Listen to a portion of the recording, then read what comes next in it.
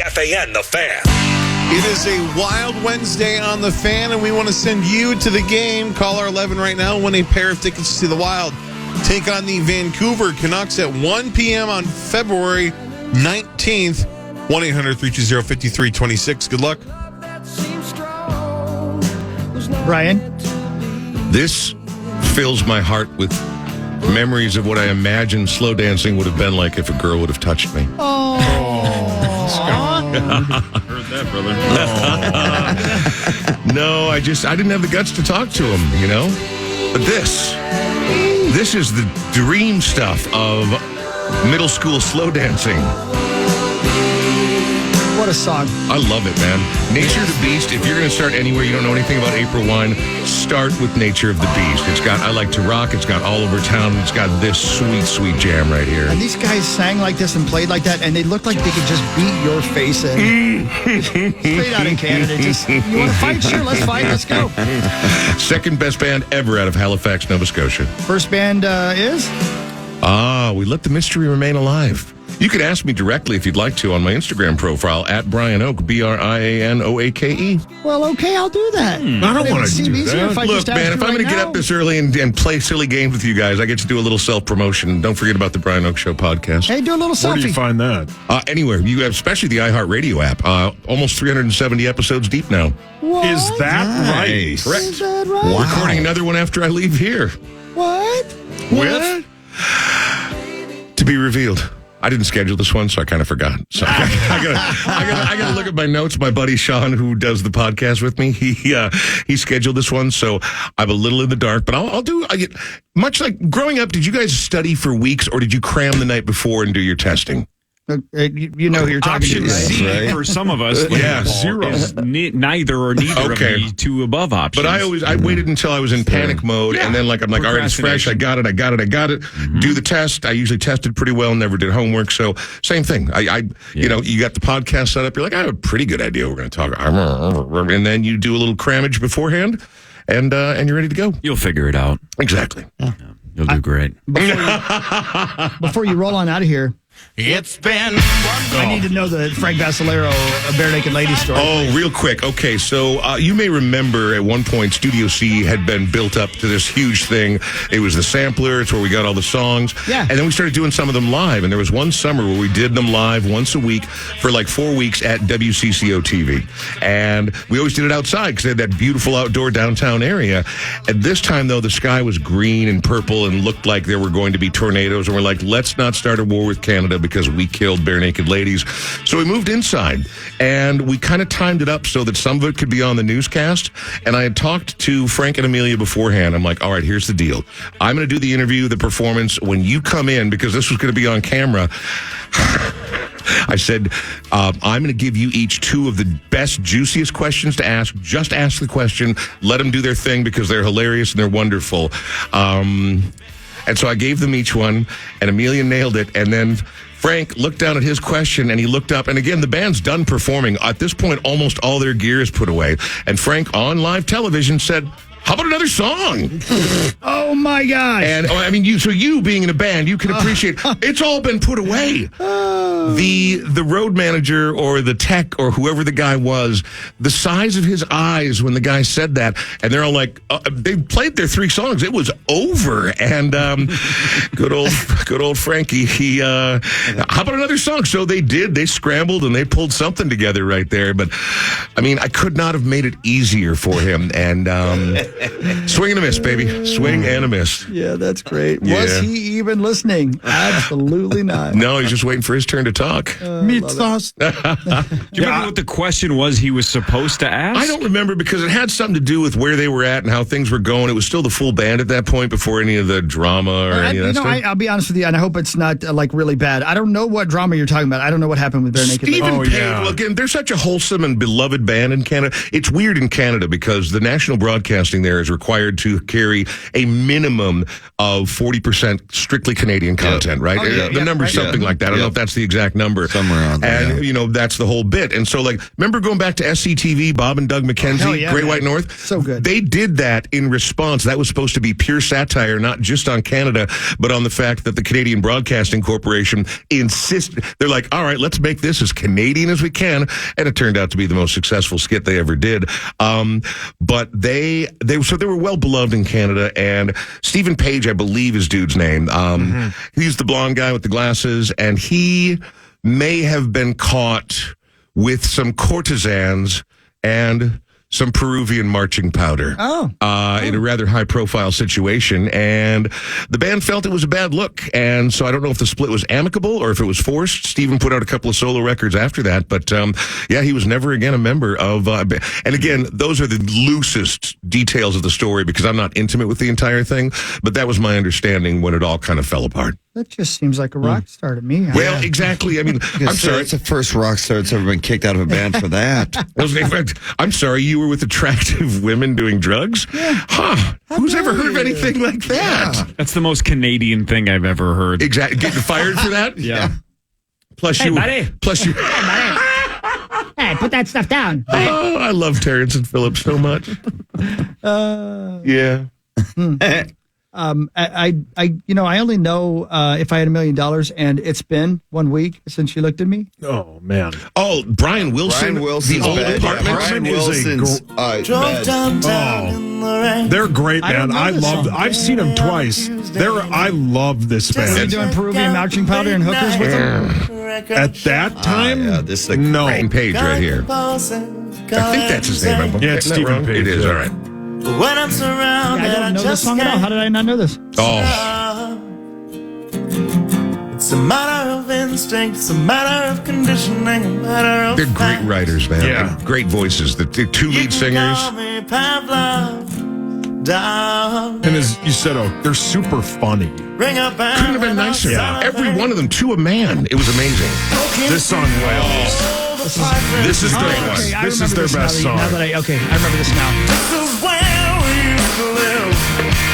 Also Stephen Page. I would guess it was hard to replace. They kept going. I think they're still going. And they wrote the Big Bang Theory theme. Did they really? That's their song, yeah. So I bet that they do all right with that. Yeah, I'm sure you're right. Well, there you go. Thanks, Brian Oak. My pleasure. Always happy to hang out with you guys. Are we doing it again next week? You're damn right we are. All right. I'll see you back here then. Sounds good, buddy. All right, lots going on in sports. Also, walk us through that after this. This is the Power Trip Morning KFAN, The Fan. Punk rock legends Green Day just released a new album, Saviors, and you can hear hits from it along with their albums Dookie and American Idiot in full when they rock Target Field on August 17th. Tickets are on sale now. For more information, head over to KFAN.com. Just make the keyword calendar.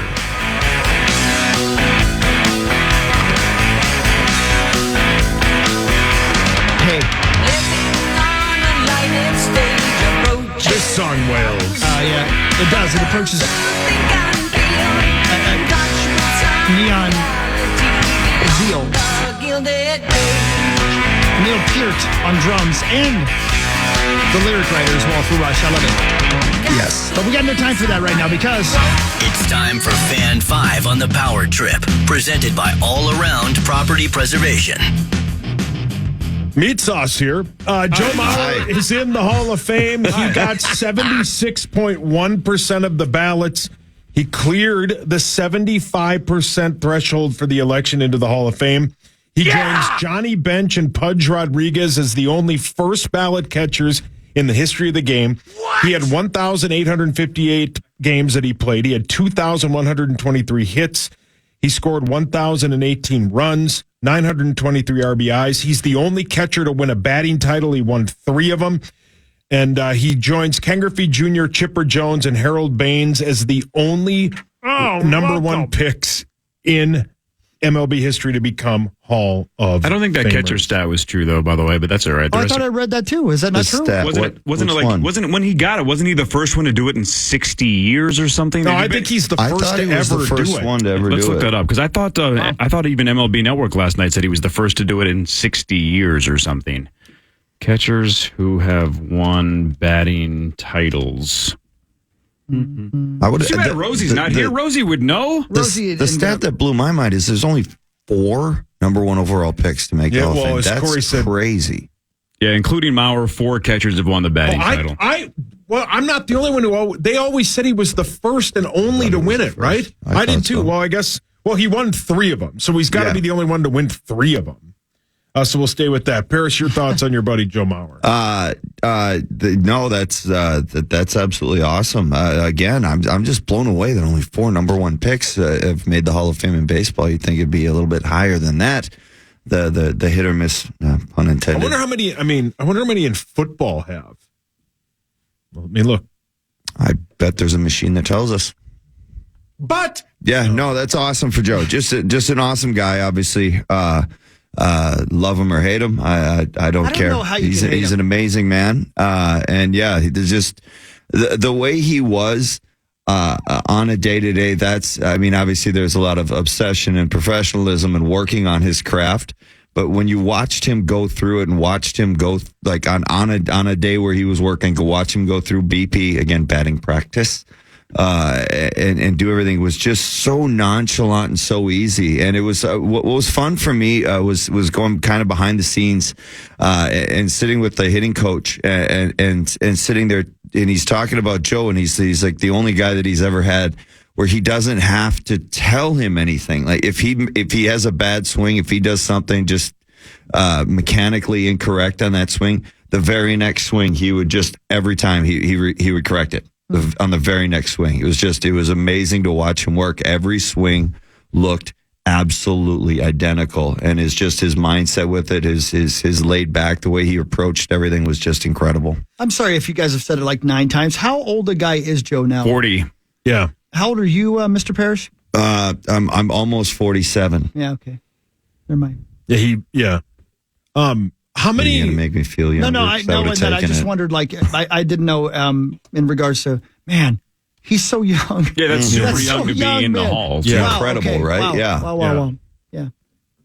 Did you find an answer to your question, huh? How many Saucy? first overall picks are in the NFL Hall of Fame? In NFL Hall of Fame? LB. No, NFL. You're going back to the NFL? Yeah. I'm gonna go. It's got to be. 25.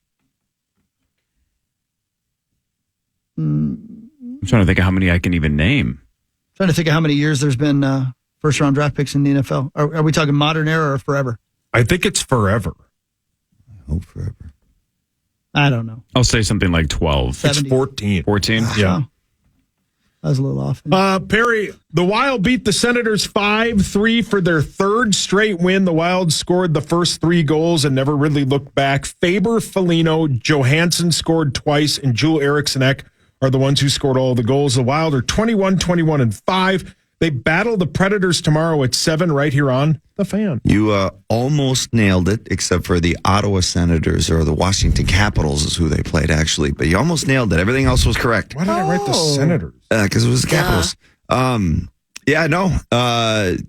Last couple of games here coming up before the All-Star break are huge, and they know it. We're in a position where they're fighting for every point, and they're going to need them for a scrappy West, because there's a lot of teams fighting for that positioning, jockeying for those last couple of playoff spots. And if we're going to make any noise, we gotta gain as many points in these last couple of games, aka win as many as possible here, and it's doable with this with who they have coming up, their opponents. Thank you for your honesty. You're welcome. I'm glad you were finally honest. Finally, it's about time I do. Hi, Roser. About time I am. Morning. Hi. How you feeling today? Everybody's kind of wearing black today. Yeah, Corey. Yeah, I thought I'd change shocking it up. that Corey's changing it up. Yeah. I wanted to be more like Corey. Hockey Day in Minnesota. Yeah, the new ones. I like Are the they new gonna ones be, we got here. Nice. The baby blue. Will the Baby rinks be blue. frozen? I know our backyard rink will probably Is not that be. War but Road? It's up in War Road. Yeah, Yeah, it'll be frozen I'm up sure there. it'll be very frozen up there. It's going to be warm up there, too. It is going to be warm. I heard. Rain on our that ain't parade, right. Zach. That wasn't nice. Come on, Zach. They have a refrigerated rink, so Okay. doesn't matter. Okay. It'd be 70 out there. That's Everybody be cool. better, Zach. The Wolves, Rosie, were in first place for 61 days. They no longer are after the Thunder beat the Blazers 111-109 in a controversial loss. I think the Blazers are going to try and sue the league. League's having some issues right now. Do better. The Thunder now lead the West. The Wolves battle the awful Wizards They tonight. have the exact same record as us. Yeah, but they're in first place, everybody said. But They're 30-13, the exact same record as the Wolves. Right. Hold on. I don't know why they. I'm looking at it right now. I know. I looked at it too. I thought, There's got to be a tiebreaker. why? Yeah. What's the tiebreaker if they have the same record? Who's got the biggest mustache? Okay. Not where I thought you were going with That's that. Kurt Rambis. See, He doesn't coach here anymore. that's the problem. Yeah. We No, had it- well, anyway. we had it locked But yeah, up. it's kind of crazy. Yeah, they should blow out the Wizards, who are 7-35 and have lost 15 of their last 18. The game is at 6. They will probably blow them out. Go get Tyus Jones then next week. Where's he at? He's in Washington. Yeah, they need to bounce back. I mean, I would think that Chris Finch got their full attention during their film study yesterday when they got to Washington, D.C. after that debacle, defensive debacle on the other night when Cat went off for 62. So, yeah, I mean, I would think they'd bounce back again. They better bounce back against that team tonight. And I think they will. Yeah. Come on. The NFL's Final Four is all set. The AFC Championship game will take place this Sunday at 2 p.m. The Ravens are hosting the Chiefs in Mahomes' first ever road AFC Championship game.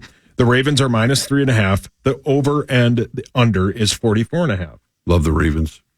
Yeah. Yeah, I just think they've been running roughshod over really good teams this year, and I don't see it stopping. I just think they're the absolute top of the heap, as they say, using Sinatra's line. Prove us wrong, it's Pat Mahomes. We know what he's capable of and what he's done and how good he is in these situations, but I think he's going to meet his match and then some against the Ravens on Sunday. The AFC Championship game between Mahomes and Lamar Jackson will be the first ever matchup between former MVP quarterbacks, both under the age of 30. Oh, that's pretty remarkable. And people just said, no, I think I'll pass on Lamar Jackson. He's a free agent, right? And what? Was he the last pick in the first round, I think, of the draft? Pretty He was close. in? Yeah. He wasn't going to be a quarterback. I mean, he's just going to be another running quarterback. Can't throw the ball. The NFC Championship game will follow that between the Lions and the Niners. The Niners are 7-point favorites, and the over-under is 51.5. Yikes! Yeah, see if Detroit can take their show on the road. I mean, I think San Francisco play a lot better game. If the weather conditions are right, I think they kind of got that bad game out of their system, and they know they were fortunate to beat the Packers given the circumstances. So I think the 49ers will play a lot better game, and I hope it's entertaining. I think it will be. There's no reason why Detroit can't continue their offensive production, and I just think San Francisco just got a better overall team. But hey, I know we talked about this yesterday. How do you not root for the Lions? And a lot of Viking fans going, well, I don't want to see them win before we do, and that sort of thing. It's like, I don't know. The Lions are great. I don't get into it that much to the point of. If you could only watch one of those two games, which would you watch? Core? Mahomes versus Jackson. Yeah. For sure. I agree. That's probably the right answer, but I would love to see Detroit win. I think I would watch it just because of my heart. I would watch that game. Right. It's two different compelling type storylines. Yeah, right. That's for sure. As Sauce mentioned, the Mahomes versus Lamar Jackson one is pretty rich, as they say, and the Lions, the upstart Lions, trying to get to their first big game ever. That's a hell of a story if they were to win. The Gophers lost to the Badgers 61-59. The Gophers Hawk have lost 4 straight. They play Penn State in Happy Valley on Saturday at 5:30. Yeah. Final call from our guy Mike Grimm last night. Garcia and Payne are the guys on the line. Mitchell to try to miss it. Free throw, high arcing, back iron, no. Rebound, Mitchell, put back. No, he missed it. And Wisconsin wins. It worked to perfection, except the bucket. Mitchell missed an 8-footer, got the rebound off the window, off the rim, tantalizingly close. And Wisconsin wins by 2. The shot would have sent it to overtime. Yeah, just for overtime, but still, man. Have you seen it? Did you guys see it? Yeah, I did. It was well executed. They got to make their free throws though. That before that one, which he tried to miss, it just I don't know. They had the same problem against Michigan State too. Yeah. A lot of free throws missed. But can't beat the Scotties. Women lost to them too. And their women's basketball team is a better team, but they lost in Wisconsin. All right, fine. If that's what we're going to do, we're going to listen to Guardsy's final call as well, and he doesn't seem as happy as Grim. So the Badgers will inbound right near their bench, looking to make it 3 in a row against the Gophers. And they will have it stolen by Nehemiah Holloway. Battle has it at midcourt. She lets it go, but it will fall short. And the Gophers will not snap the losing streak against the Wisconsin Badgers. They've now lost 3 in a row, including 2 in a row here at Kohl Center. Aw, Win a pie for it! Yeah, win a pie for it. Win a pie for it. Poor Guardsy. Yeah. I think he'll be Depressed. Great time. More with Rosie and Parrish after this Power Trip Morning Show. Hey, Corey, can I tell you something before we get a break? Today's a big anniversary of something. Wait till I tell you what it is when we come back. Okay, let's do that. The Fan. Dota's sports leader.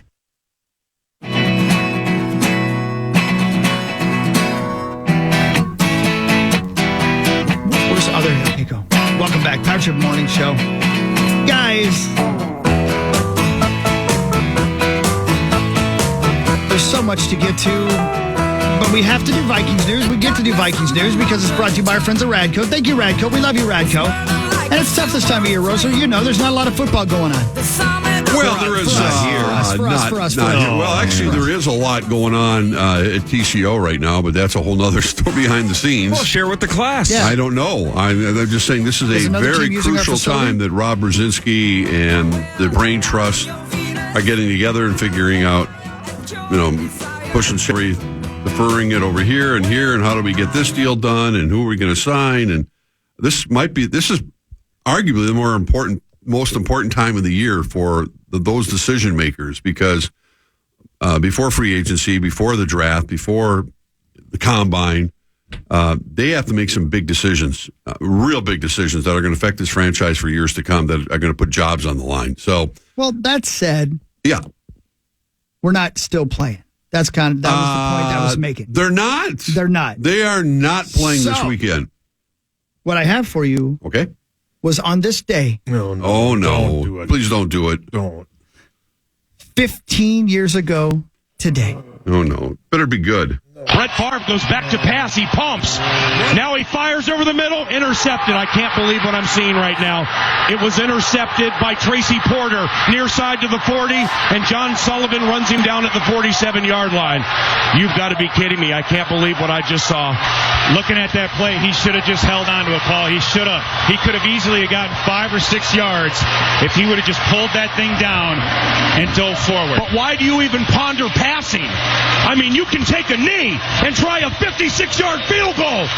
This is not Detroit, man. This is the Super Bowl. Oh, boy. Thanks, Hawk. Yeah, thanks. Now I know what I'll discuss with my therapist on Monday. Anybody have any cigarettes? I remember that so vividly. We were on the road, and I was just explaining to my teammates we were watching the game with how we lose in the most tragic ways. Mm-hmm. They're heart-wrenching, but we have Favre, so he's not going to make any of those bad decisions and not put us in that situation. Well, 12 men in the huddle, right? It's just headlines that just stay with the Vikings. Wide left, Favre across the middle, the rest of it. Tragic.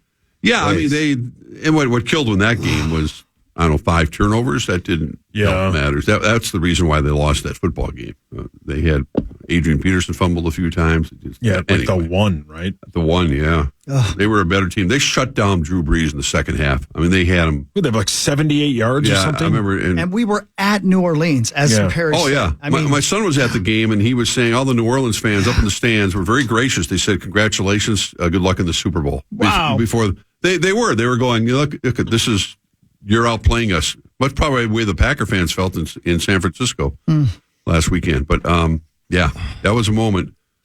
That season was so magical, man. Was awesome. Yeah, of course it was. magical. Favre going back to Green Bay for the first time and beating Rodgers. I'll never forget that. The San Francisco Greg Lewis catch was that season. Yeah, that was a catalyst. Yeah.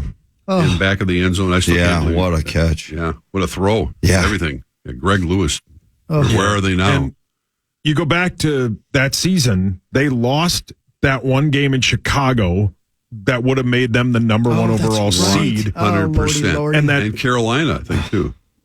And what was it, the Arizona game where EJ broke his leg? Yeah, I think it was. Was that season? Yeah. Wow, yeah. It was definitely Arizona. I didn't remember. Is that where the word schism evolved after the between Chile and Favre after the Bears game? I thought it was Chile and Lieber where the schism problem happened. Oh, I forgot about that. Well, did he say that on PA? He did, yeah. Like last year, wasn't it? Yeah. Did he really? Mm-hmm. Oh, I hadn't heard that story. Oof. Yeah. Well, thanks for bringing that up. And they beat the hell out of Brett, man. They just, geez. Louise. Well, it was the bounty gate. I mean, it was they paid for it, but those sorts of penalties would be called today, but they're not. They weren't that back then in 2009. That was the way they were tackling him, going after his ankles and biting him, basically. His nuts? Yeah, they did. They did. By the way, am I crazy? Was Favre like 40? How old was he? Am I being silly? Oh no, not at all. He was up there. I think he was. I think he was 40. I mean, he was. Then they had to talk him back into coming back one more year, and that was a mistake. Yeah, he was 40 because he's currently 50. You know who was on that 09 Saints team? The head coach of the Detroit Lions, Dan Campbell. He sure was. Yeah. Yeah. Yeah, and of course, since Kirby Joseph over the last handful of weeks has been accused of being a super dirty player, everybody's like, well, yeah, Dan Campbell's a bounty gate guy. Yeah. He doesn't care if you take out somebody's knee. How about that? He'll bite him. I don't know. He said that in the opening press conference. He'll bite knees, take knees out. Yeah, that's right. Kneecap him. Did you guys see? Was it Stafford? Right? Wasn't it Stafford that there's a mic'd up bit where Matt Stafford was running up to Kirby Joseph, basically, "You're dirty. You're dirty. You know you're dirty. We've seen you on film. You're dirty." And he's like, Kirby Joseph just took out Tyler Higbee's ACL after he already took out T.J. Hawkinson's ACL or whatever the hell he tore. Goes low. And Stafford called him out right to his face. He sure did. Said, "You're a dirty player." Did you guys see the sign? I did. That had like the Vikings logo and then said kneecap. Then the Rams logo said kneecap. Yeah. Well, I think they were basing that on, well, of course, but Campbell's bit, but just again the timing of it and understanding that it costs two guys, potentially even the start of next season, especially Higbee because his was a lot later than TJ's. It's poor. Do you believe Kirby Joseph will attempt to take out the knee of Christian McCaffrey or George Kittle or Deebo Samuel if he plays? Kittle's the one that he would. I don't think he'd be able to. I mean, by the time he tackles Christian McCaffrey, that'll be about 15 yards downfield. And I don't think he'll have a good shot at him. But I think when you're vulnerable and you're going up for the ball and you're running and you got your head turned around on a swivel, I would say that the tight end would be a more logical, since that's his MO. That would be a more logical target for him. Is there a bad Super Bowl matchup remaining? What do you mean? Oh, I mean, the way. No, I don't think so. Good question. No, because I think Kansas City or Baltimore, obviously, the storylines speak for themselves. Detroit, not really. I think San Francisco and Baltimore being, the favorites. I don't think anyone should be disappointed if those two teams meet in the and obviously, if you get Mahomes and Kelsey, even if Taylor Swift has a concert in Japan or whatever she has, you have the Chiefs factor. Of course, they've been there and done that for the last 6 years, so that's a huge draw too. It is. I mean, I think that's the one. Probably I'm anxious to see. That's why I'm hopeful that Baltimore wins. I want to see a different storyline. I think this year. Same. That's all. I'm watching a complete recap while you guys are talking of that 09 game. Why? We fumbled 6 times and lost 3 of them. Yeah. Yep. Oh, yeah. I want them right down by the 1 yard line. Yeah. I'm remembering the hurt. Why? Yeah. It was awful. You're a masochist. Compartmentalize and put it away. I'm literally watching Never to be you. opened again. Wouldn't now I might be wrong because it was a while ago, 15 years ago. Didn't AP fumble at the one that would have put them up like 21? And it was a bad exchange from Favre to AP. I just watched I don't it know if it happen. went up by 21. I I don't don't know if it went up at 21, but Was it? I think it was 14 or 21. It would have been a big Number number. 14. I think you were up by 7 at the time. I think. Yeah. Yes. Well played, Corey. Yeah. Yep. Adrian sat there after the game just staring out in the field. Too many men out there. Yeah. Oh, my God. No, this was even after the game. And then Bud Grant was the honorary captain. He was down the field, and he looked at me and goes, turnovers will kill you every time. I went, yeah. They showed some of the late hits on Favre. Oh. Yeah. And it's unbelievable that he's still upright to throw that interception at the end of the game because they just beat the heck out of that Remember guy. the pictures we saw, the black and blue ankle that he put up? He posted afterwards thinking, would he be able to even play the next How did week? Sugarman get him through that game? You know, I mean, that bad pass, though. Oh, I just watched it again. I know. Yeah, and it's exactly the same type of pass that Jordan Love threw last week. It really is reminiscent of that, isn't I mean, that the back foot across the body. It's why we had Favre. It's why we had Favre, because he's not going to make that stupid mistake at the crucial time. He's a been there, done that guy, because he's not going to make that mistake. Longwell will kick the ball. And then they changed the rules because they got the ball. They won the flip in the overtime, and they went down, kicked a field goal, and the Vikings never got the ball in overtime. I'm just watching it. That fumble from Peterson was on the 4-yard line, and it was tied 14-14 at the time, with 11 seconds to go before the half. Unless he fumbled again later. There was another one. Yeah, right. Oh, I wonder if Mr. Paul Allen will break this down today on the show. God, I hope not. But the week prior, they beat the bejesus out of the Cowboys. And you're like, this team's unstoppable. Well, I mean, it was our year. Everything had happened for it. That's like the story. 98. Yeah, let's not talk about that. But that's the kind of story the NFL likes to write, correct? I mean, a conspiracy theorist. Favre goes to the Vikings, his big rival, and they go to the Super Bowl and finally win? Mm-hmm. Oh, Corey. Yeah. Corey's been so quiet because he's crying. No, I'm reading Dan Campbell was on injured reserve that entire season, so my guess is he just got to sit back and learn how to put bounties on people's heads. I was going to ask if he played special teams. I don't According to remember Wikipedia, he wasn't even granted a Super Bowl ring. No kidding. Wow. Well, that's cheating. crazy. Why was that? Yeah. That doesn't seem fair. I wonder what the rules are. Training camp injured reserve with an MCL injury, so he spent the entire season on injured reserve, did not get a Super Bowl ring. Well, yeah, that doesn't seem fair. He was bitter about it ever since, so now he's getting his revenge. Dying? Well, he was on injured reserve. There's, and it's funny because there's always rules, like limits or boundaries, whatever. You got to play a certain amount of games during the season or play a playoff game in the NHL or whatever it is.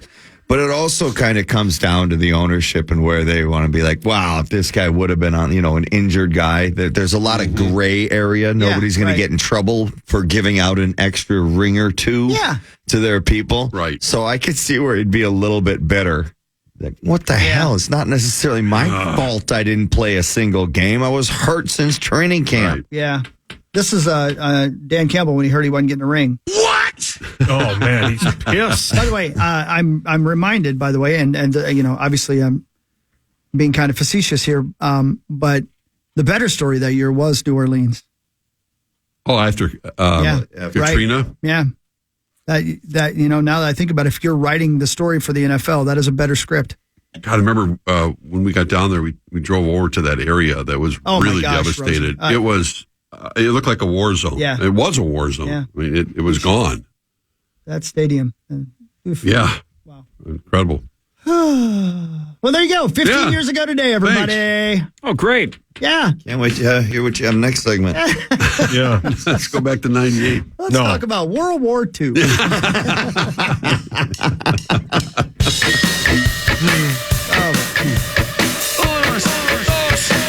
Someday, Rosie.